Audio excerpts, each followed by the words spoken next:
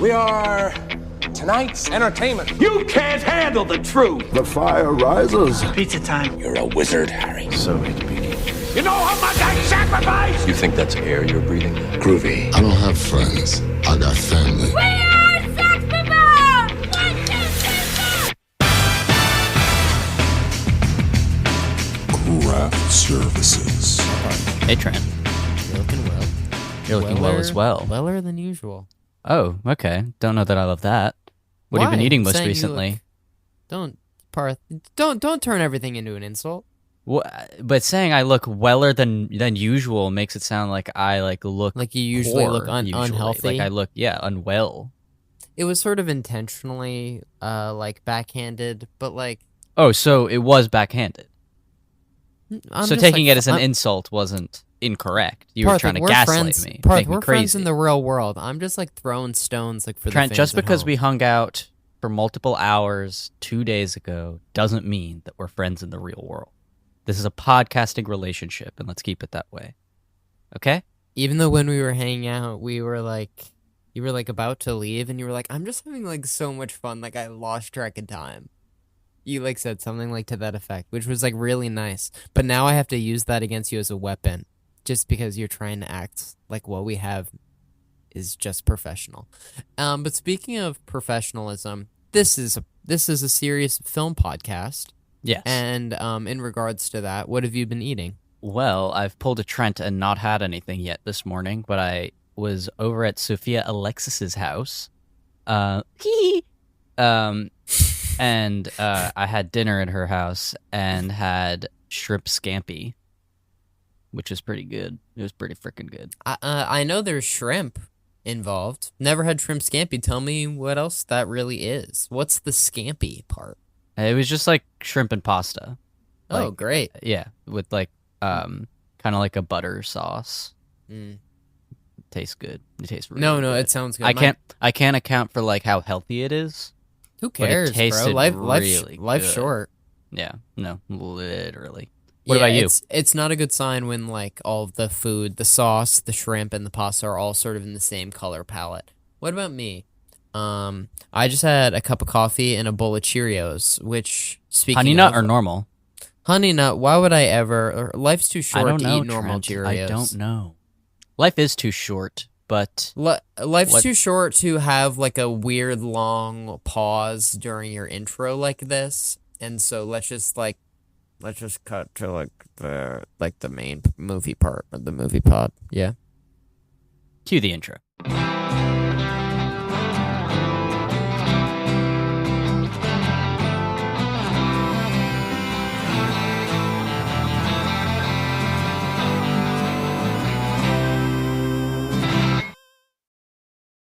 Welcome back to Craft Services, where we talk about the movies. Each week we talk about a film and hopefully have a crew member of that film to talk with us about their experience working on the picture. Today we'll be interviewing Terel Gibson, the editor of today's film, Tillman Singer's Cuckoo. Terel Gibson has also edited some other cool films that we'll talk about. Some we'll talk about, some we won't talk about, like Sorry to Bother You and Ready or Not. So that's all pretty cool. And he was pretty cool. And the interview was pretty cool, and you and I are one step less cool. We're all right, but these things are they're serious people, you know. This is part 2 of our 2-part interview. So if you haven't checked out part 1, you're gonna be a little confused. You're gonna be a little confused by what's going on here. You're gonna be wait, they didn't introduce him at all. It sounds, yeah, they're gonna be that was rude. They didn't introduce him at all. It sounds like there's 30 minutes missing. And it's because... Don't worry. It's because there are, and you just didn't check out, like a fool, the last episode. Episode 198, this being episode 199. Yeah, we'll speak about what's coming after the interview, but you can only guess. For an eagle-eared listener at home, you can only guess that after 199 comes another number. Yeah. In the words of SpongeBob, what's funnier than 24? 25. What was better than part 1 of this interview? Part 2. Cue the interview.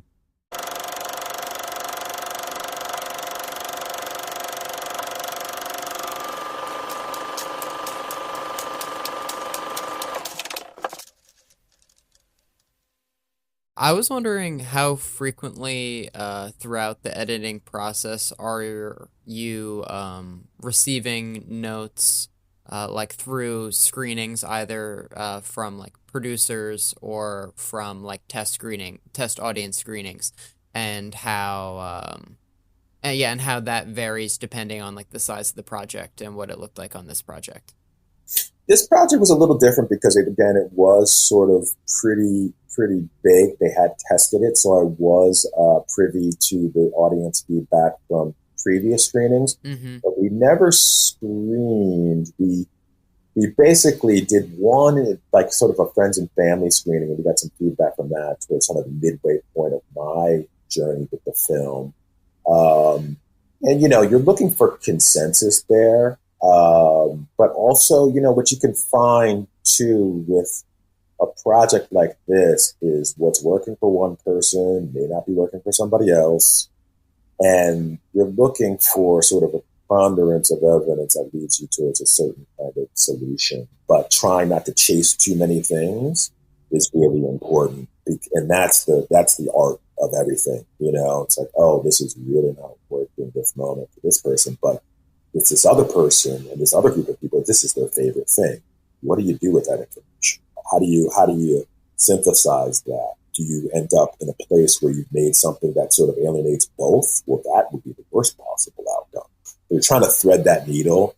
And then also creatively with the producers, we did have our group of producers from Germany. We had our folks at Waypoint, our folks at Neon, and then also spearheaded by our director, and it's totally natural that, they might have their own affinity for certain things. That's fine, but that's also the job of great producers. And we had some really, really good ones on this.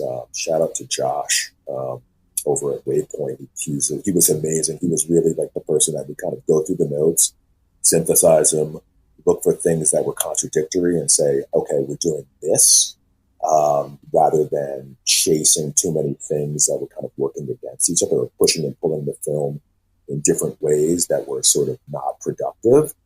And then, of course, we relied heavily on the director who wrote the film, did a masterful job of directing the film and making sure that we were still, making the film that he wanted to make, but also making the film that was also increased our chances of making a successful experience for the audience. So that's the tricky thing about the job, is navigating all of that. Once you get past the, your pass and what you would do, then it becomes sort of incorporating your ideas.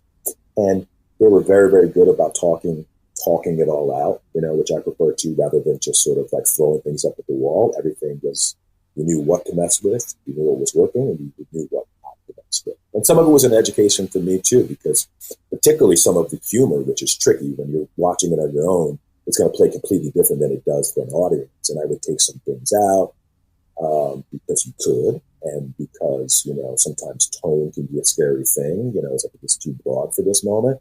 And they were very, very clear. They were like, no, that plays really well for an audience. And it was cool. Actually, we had a screening last week at the Vista Theater here in Los Angeles, a sort of premiere. And it was really, really cool to see how well, particularly some of the humor played, how some of the absurdity of it all played. Because, I had never seen it with an actual, like, big, proper audience before, but it showed how well they were locked in. Some of the stuff in there really, really played. That's that always tells you how you're doing. You get a jump scare, or if you get, a laugh, you always know, particularly when the humor is pretty sparse, that you know that you're doing good. So that's always good to see. Yeah, both humor and like jump scares are things that I feel like can be, slightly diluted upon secondary and tertiary viewing. So you being the editor and having to like make those decisions upon having seen it probably 1,000 times, that's probably that's quite the task. Yeah, there's no question. But that's why it's important to screen. That's why it's important to, listen to people that have been in the room with them and all, and trust that, because the audience is they have nothing vested in lying to you, so that's why you always are surprised at certain things. It's like, oh, that's, I didn't think that was hilarious, but that's playing well. So, hey, leave it alone. It's a beautiful when those things happen, that through some sort of magical alchemy when things come together in that way. It's beautiful. But then scares too. That was a big mandate also. We got to get the scares working. So a good example of one of the scares that was maybe like a bee was in the lover's nest, and Trixie's. It's after the loop, and Trixie's blow drying her hair, and the hooded woman comes from the kitchen around the corner. That was initially just sort of a slow creep out, and just through the magic of editing, I think we were able to get that to really pop, and now it's one of the bigger scares. Moving towards the ending of the movie, if you haven't watched it by now, I'm kind of surprised, but spoilers. There's sort of a shootout that kind of happens towards the end, and I was very happy with how clear the geography and all of that like cut together in a way that made sense, which sounds obvious, like that's what you should do, but so many movies don't. So if you could talk about sort of fine-tuning that and making that all work. Yeah, beautiful cinematography in this film. Beautiful cinematography. Very shot on film. That comes down to blocking and execution, really. I can't say that, that required any real, heavy lifting on my part. Like, it was very, very clear, I think, in the staging, in the geography of the rooms themselves, where people are in relation to each other. Also the way it's lit, making sure all the eye lines make sense, obviously, POVs, all of that whole sort of set piece is really, really was just working, from the get-go. That, you could tell is very, very well planned and definitely well executed as well. So there was never any need. Sometimes you need to we need to flop some shots, or when does this become sort of spatially confusing, or when do we need to pop out to a wide? It's something about the uniqueness of each of those rooms in that hospital too. Make it very, very easy to track everything. And I think that's where it's so fun too. Also, you have multiple balls in the air. You've got, the detective and her Conan, shooting at each other. And you have Gretchen in a relationship with her sister, but all of that stuff is all connected, so that you have all these balls in the air, but you're never kind of lost in terms of it. And it feels like you're just kind of like adrift in what's going on, and also amazing use of sound design and perspective. Particularly love when she puts the headphones on and the song starts to play. That was something that we messed with a bit, but just really just kind of really, really worked. Felt incredibly cinematic. I love that beat. So you were talking earlier about the importance of keeping the focus on Hunter Schafer's character, and especially towards the end of the movie when you're like cross-cutting in this fight that we're talking about between like the shootout and then Hunter Schafer fighting with the mother. I was wondering how you went about shaping Hunter Schafer being the focus and cross-cutting elegantly and not giving too much time on side characters, but still, letting them have their side stories. Yeah, it's interesting because that is definitely a section where you've had all these trains leave the station and now they're all kind of meeting up together. So I think you get more sort of license to lean on her a little bit less. I mean, Alma and the relationship with Gretchen becomes the sort of spine of that last section. So you want to be following and balancing sort of between both of them. And also you have the hood woman and the pursuit of Gretchen, and also Herr Conan detective, that dynamic. So all of these things are happening at once. And it's just a matter of, for me, probably being more sort of balanced than anything else, rather than overly favoring any one character and then cutting back to them being like, what have they been doing this whole time? That's the thing where you have to really kind of make sure that you're not overstaying your welcome in any one particular room, so that when you have a scene, which is really important, like the cathartic scene between Alma and Gretchen, where Gretchen signs and,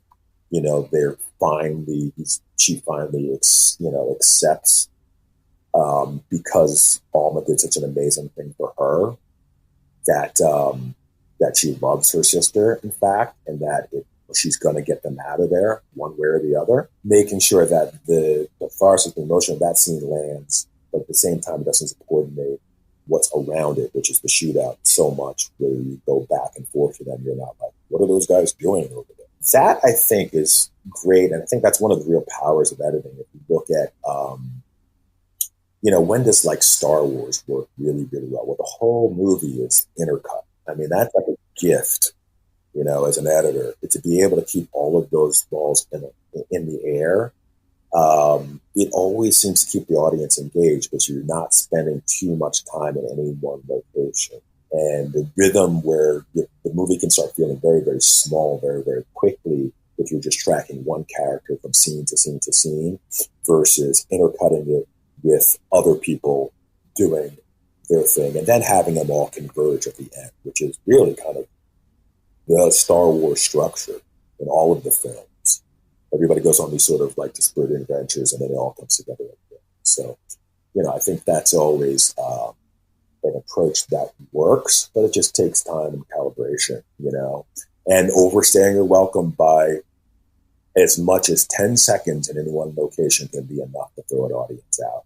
And that is something you have to understand too, I think, as an editor. It's like sometimes the smallest thing is enough to throw the audience completely out.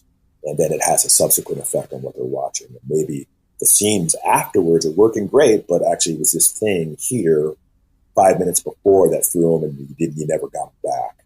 So you have to really make sure that you're being diligent and making sure that there aren't any of those, jagged edges along the way that just throws people out of the experience, because that could be really problematic moving forward. So I'm always kind of really hyper-focused on those kinds of things, those little things too, because, they can get overlooked, but they're just as important as the big things. A moment at the end of the film that I think is really, really working, that I'm just curious if you had any hand in refining, is sort of when they're exiting the shootout and she's like using Alma as sort of a human shield to keep them from shooting each other. Yeah. I just think I just think that was really working. If you if that wasn't a challenge at all. Yeah, I think that was just another example of just a little bit of refinement. I think the sequence itself was always great. I think the way that scene is laid out, blocked, it was important that we focused on the sisters and we didn't have too much going back and forth between Koenig and Detective because of the nature of them blocking each other's shot, basically. You didn't want to be too much back and forth with them because it becomes sort of less plausible. So moving them sort of down the line towards that end position efficiently was important. And then again, when Alma covers Gretchen's ears and does her own, quote unquote, cuckoo call, again, introducing that sort of warble effect and all of that to give that a heightened sense of a culmination of everything that came before it, so very much dependent on the sound design, but also the visual element of that, visual effects, and also music, don't, instead of leaning in so much to which I think was something very ethereal was there when I first saw it, but really leaning into the sort of emotion of the sisters rather than playing the weirdness or the action or the traditional kind of, because we've had so much action up to that point. It was really kind of important to kind of like hear some of the themes we've been hearing earlier kind of fully bloom in that sequence so that we had an emotional connection, because the movie really does live and die by the relationship of those sisters, and that's sort of that's kind of the trick of the movie, is making sure that lands, as much as you have everything and all the pyrotechnics around it. If that moment doesn't work, then everything kind of, lands a little flat. And then it was also great to see, another moment which, was sort of lost on me in earlier screenings, but when I saw it with an audience, worked really great, was just Gretchen getting ready to walk out and just opening like the locked door, like as this sort of release. It was really, really nice to see that kind of work for audiences too. And then almost the one that just goes, oh, this door is open. They walk out through the door, But to see that actually get the reaction we wanted was really, really fun too. Because that's when you've done your job. You're like, okay, they're that's playing. Then they're engaged. They're engaged. Trent, do you think we can move out of Cuckoo time? I do. I would be remiss if I didn't ask you about your work on Sorry to Bother You, because it's a movie I really, really love. And if you could just talk about working on that at all, that would be pretty awesome. Yeah, sure. Yeah. That's one of my favorites. That was such a fun movie. That was a movie that I was on another project and it came up. I was unavailable. And then that project kind of went into a hiatus, kind of back burner mode. And I remember calling my agent and just saying, is that still around? Is that still around? But they're shooting now. Let me check. And checked, circled back and said, they haven't hired anybody yet. And I was like, okay, I don't care what the rate is. Like, we're doing this movie. Like, this is the reason why I got into this business. This is like my dream, basically. And so got on the phone with Bruce Riley, the director, immediately hit it off. It's like, you in? You want to do this? And I was like, absolutely. And then we were just off to the races. And that was, he is such a unique and visionary filmmaker. And that was one of those lightning in a bottle situations where, in putting it together, other than, overall pacing, a lot of that's in that movie is kind of what I did in my first pass. It was just kind of like, you hear stories sometimes about like, oh, this great song was written in 3 hours in the studio and it's like one take and it's done. Like, it was kind of like that. Like, it just worked. It just worked. I felt like he was so specific about what he wanted. He was speaking to me through the material, and we just had a wild, wild time with it. It was really, really fun. And then bringing that movie to Sundance and seeing a movie that doesn't really show, it's very rare that you see sort of, particularly African Americans in that kind of space and that kind of film, to see people kind of at first go, what is this? And then kind of get on board with it through all of the twists and turns and the loops and the humor and everything else that goes along with it. Was a really, really fun experience and a film that I'll always be incredibly proud of. So yeah, I'm glad you guys dug it. What's the rough span for how many months you're usually working on a feature, and then just for fun, how long were you on Cuckoo for? So rough span, I'd say on a film of a certain, it really comes down to when the film is taken from you rather than when it's finished. And there's an old adage that films are never really finished. It's just somebody comes in and says, you're done. But Cuckoo is unique just because, it wasn't, I didn't come on until well into post. But traditionally, I'd say 9 months to a year is about the sweet spot. Although, there are some movies, Sorry to Bother You being a prime example, where you have a tight festival schedule. But that one was only about 6 months, I think, from start to finish. That was incredibly tight. Started shooting, I believe, in June or July. And then we had to get it out to Sundance. And it had to be done in January. So that was a quick one. So it depends, a lot of times VFX is a big component that takes time, for them to catch up to what you're doing. But, it really does more often than not comes down to, resources, budget. And then you could have a project like the Star Wars project that I was on for 2.5 years. So, it varies. It definitely varies. Just one more quick, sorry to bother you question. Your IMDb says that you have a cameo in the film. Is this true? This is true. Just my voice, though. My voice is in a lot of different movies I worked on. But yeah, that one I actually got credit for. I don't know if you saw there's NTV spots. Sure. When they're on TV, I'm the narrator there. Yeah. So being in the editing room, is there a lot of times where they're like, okay, well, we're figuring out we need a line here, and then you're the one sitting there, and then they're like, Totally. well, you're a guy, Totally. ADR this line, and then I'm sure Totally. a few months later they're like, it works pretty well. Yeah, it just kind of, it's like, well, why are we changing that? That's cool. And I'm always the one that's like, we need to change that, right? We're going to change that. And they're like, why would we change that? I'm like, okay, fine. We're not changing it.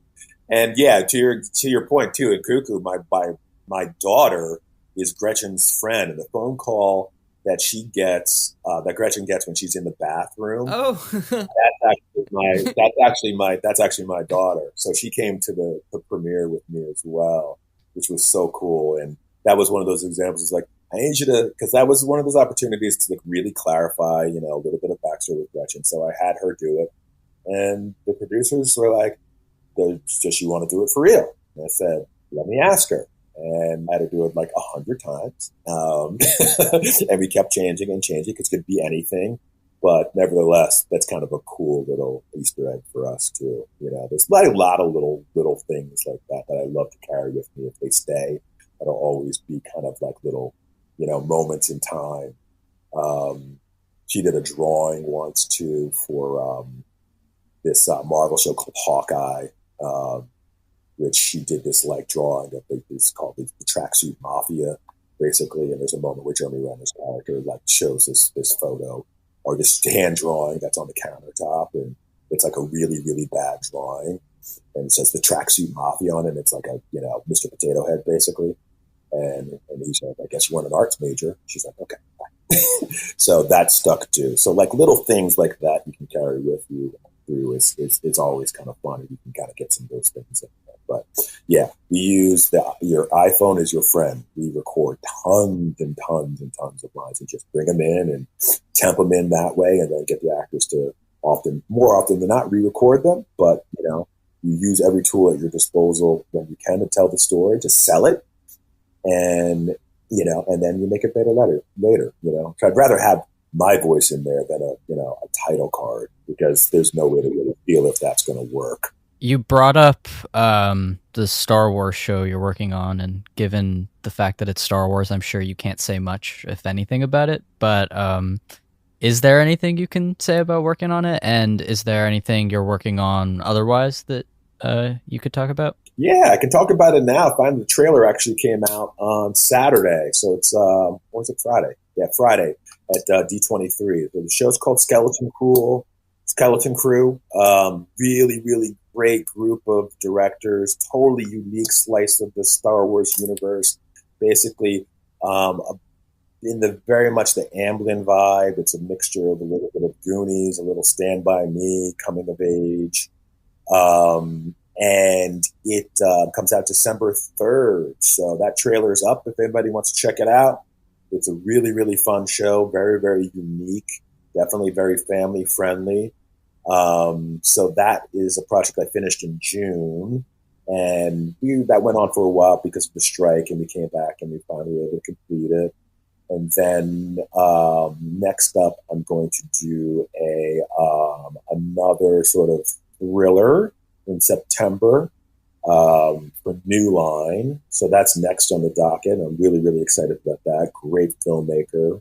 And hopefully we can come back and discuss that later, because I think this is going to be a banger. Very similar to Ready or Not, I'd say. That kind of vibe, that kind of tone.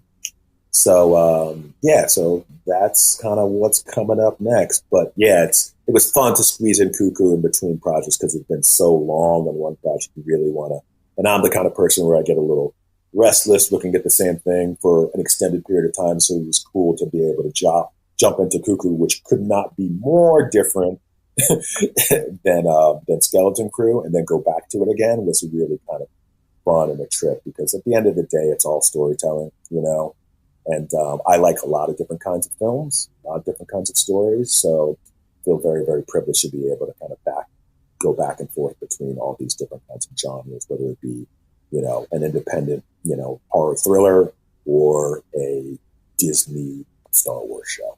Trent, you want to hit him with the Big Kahuna?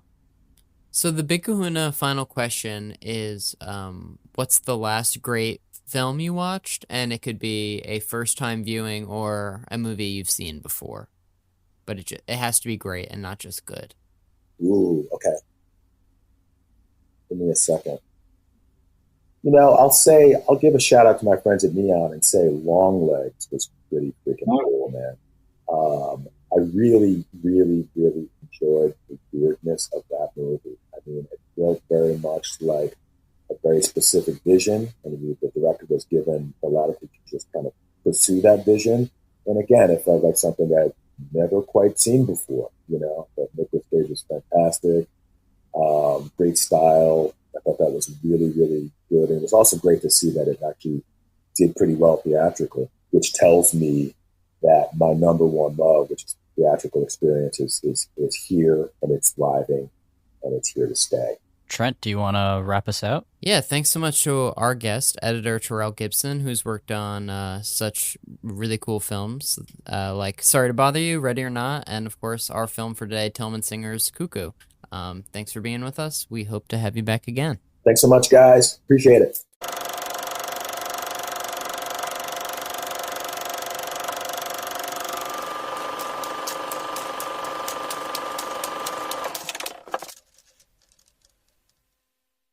Wowee. What an interview, huh?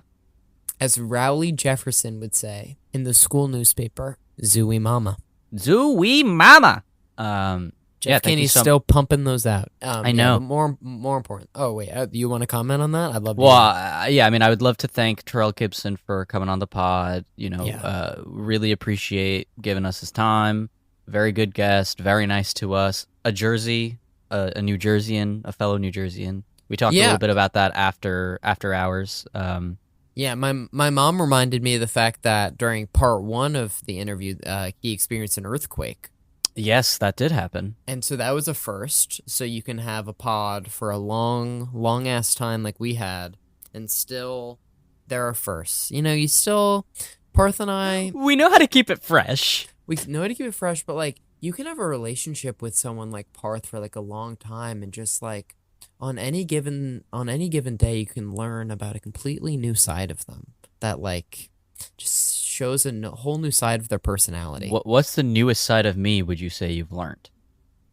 The generous side? I don't know. After like every like 10th podcast, I'll send you, after every like 10th interview recording, I'll text you and I'll be like, Parth, I think we're like finally starting to figure this out. So the fact that we've come this far and I still feel like we're only figuring it out is a good sign. Oh, I was going to speak about the Diary of a Wimpy Kid books. Yeah, I was going to speak about Natural Phenomenon, but let's hear your thoughts about Diary of a Wimpy Kid. Well, whatever that meant. At what point in the Diary of a Wimpy Kid series did you stop reading? Because for me, it was Cabin Fever. Oh, I love this question. So it goes the first one, and then Roderick Rules, and then The Last Straw, and then the Dog Days, and then there's like the purple one. Yes. And then there's Cabin Fever. And then the fact that I'm forgetting after that point, I think is it proves that Cabin Fever was the end of that generation for me as well. Yeah. You ever go like the Big Nate route at all? Or read any of those? I know that I did when I was a kid, but I truly cannot remember anything Captain about them. Underpants? Oh, I was a big Captain Underpants guy. Because it was, I feel like my humor was not scatological as a child. And so when I told Sophia, friend of the show, that I was a big Captain Underpants fan as a kid, she was kind of surprised because she was like, that's not really your kind of humor. But I was like, but it's clever. And also, it's superheroes. Yeah, which is... And it's also about toppling the man, which... Who's the man? Like the principal or the teachers? Yeah. I vaguely remember that. I saw a meme this morning from the Captain Underpants movie that sort of looked funny, actually. The Captain Underpants movie is funny. Like, I watched it maybe as a high schooler or something, and I remembered being like, this is not dog shit. Like, this is funny. Cool. Yeah. Cool. What are you going to say about A Natural Phenomenon? Oh, thanks for asking for the clarification. Just that, it's been 200 episodes. This was our first earthquake. We did cover twisters, so we've had tornadoes. I'm just coming up with this on a spot, but maybe there will be like a flood You know, Oh, God. whether we experience in the movie world and we do like a flood movie, or during a recording, one of our guests or us is like washed away in a flood. I think if we do this for long enough, we'll experience like the big five. You know, Sure. Got twisters, we got earthquake, Twins! and the waters are rising, Parth. Oh, no. Unless you don't believe in climate change. So, Trent, what are we going to do next week? Oh yeah. Should we just come up with it right now? We don't get to leave this room. Oh, God. And Trent, you've got a pickleball group chat that's like really vying for your attention right now. No, my pickleball group chat is blowing up. They're like Blowing up! They're like, Trent, you're driving, right? You're on your way to Normandy. Are you driving? No, it's fine. So our 200th episode will be coming out next Sunday, and Parth and I, at this current juncture, this Sunday, don't know exactly what it'll be, but we plan on holding a craft services meeting in the next week in order to brainstorm, and we're gonna figure something fun out. Should we put a poll out? Like, should we like have people type in suggestions that we could like parse through? Not that we're like locked into like choosing one of them, but I think we did that for the 100th, and we didn't actually take any of these suggestions, but it was just nice to have an influx of ideas that we didn't have to generate. I mean, what we did for our 100th episode was we just talked, and then I think we went through some of the suggestions and just sort of like... Oh, I'm remembering that. That could be fun. Like, if we're just, like, chilling, but then we're, like, also gonna have to, like, talk to people, you know? Yeah, but that's what we did for the 100th. Okay. We should do something crazier to show people that, like, this podcast, like, isn't in a downward spiral. Which it is totally not. You can check us out on Parth, at worst, it's a slow decline. Like, let's be real. That's true. You can check us out on all podcasting platforms: Apple Podcasts, Spotify, Stitcher, Pandora, etc. And you can check us out on our social media, Instagram and Twitter. We update that every time a new episode is out. And we'll see you guys next week for the 200th. Hey, Parth, here's to another 200. Mm-hmm. Yep. The connection's cutting out. Wait, are you going through a tunnel? Yeah. Well, Wait, Parth, what's wrong? Are you frozen? Parth's frozen, guys. So now it's just Trent here, closing out the episode. It's been really fun co-hosting the show, and I just want to say this isn't the end of the show. See you next week for the 200th. See you guys next week. Bye, guys.